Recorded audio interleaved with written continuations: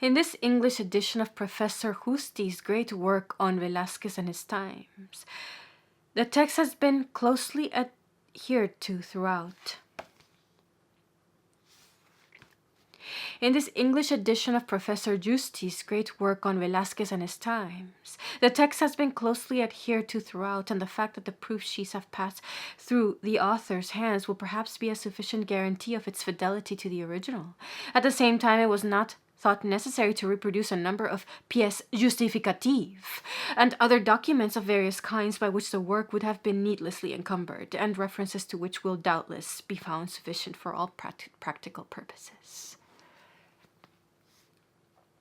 Some historical and descriptive details, not bearing directly on the argument, have here and there been also omitted with the author's sanction.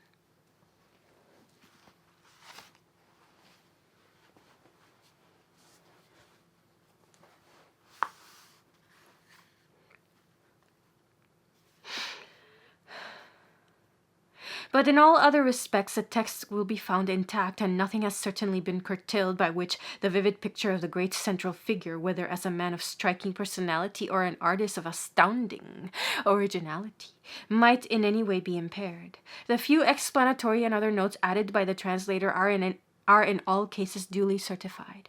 Special care has been bestowed on the index, where fullness has been aimed at, even at the risk of redundance.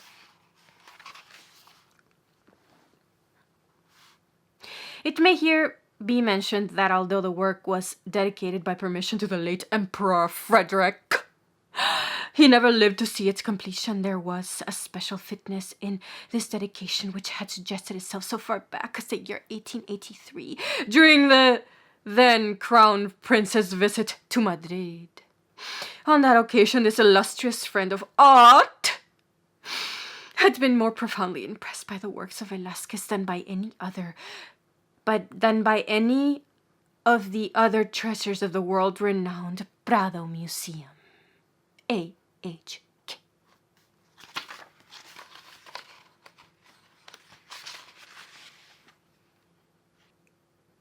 A 100 years ago, the name of Velázquez was still rarely mentioned this side of the Pyrenees, and least of all in Germany.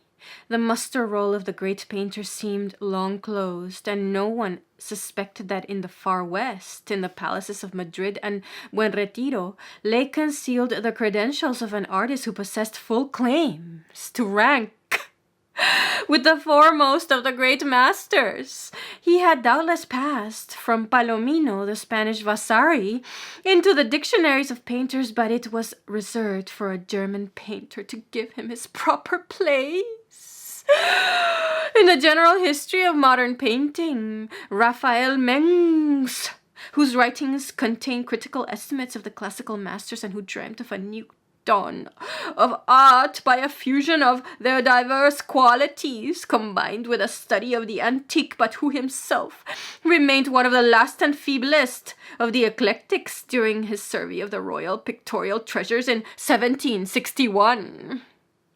Found himself not without emotion, for he had at least the eye of a painter in the presence of one who, of all he had hitherto met, least resembled himself. In what this Saxon called the natural style, he discovered in Velázquez a superior even to those whom, like Titian, Rembrandt, and Gerhard Dow, he had hitherto regarded as the leaders in that field, the best models of the natural style. He wrote in 1776 to Antonio Pons, the Cicerone of Spanish art are the works of Diego Velázquez, in their knowledge of light and shade, in the play of aerial effect, which are the most important features of his style because they give a reflection of the truth,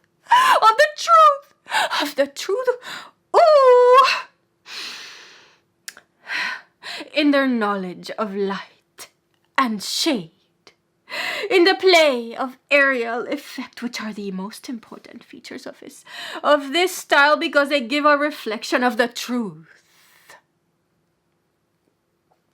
What Mengs here states in his own way had already been the impression of contemporaries when in the Jubilee year, Philip IV's court painter exhibited the portrait of his slave, Juan Pareja. In the Pantheon at Rome, the painters, according to the report of the German Andreas Schmidt, then present, declared that all else, whether old or new, was painting. This picture alone was truth. This picture alone was truth. This picture alone was truth. And this statement doubtless implied more in 1650 than at any time before or since. Moreover, it expresses the ideal of the master himself, and probably in his own words.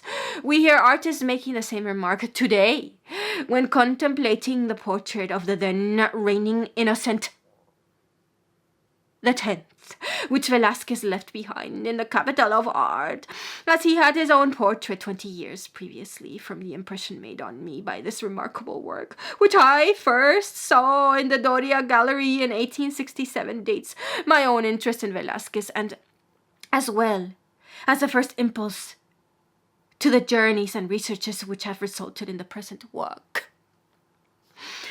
Velasquez is one of those individualities that brook no comparison with any others.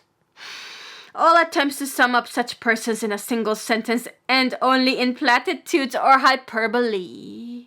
The court painter of Charles III regarded him as the first of naturalists. Were painting but a second birth of creation, says Charles Blanc, then Velasquez would unquestionably be the greatest of painters.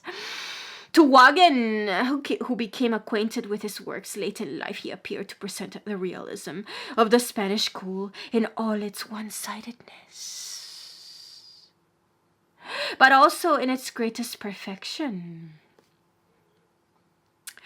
Still, the critic cannot refrain from adding, nay, so far as it is a question of reproducing men as they are,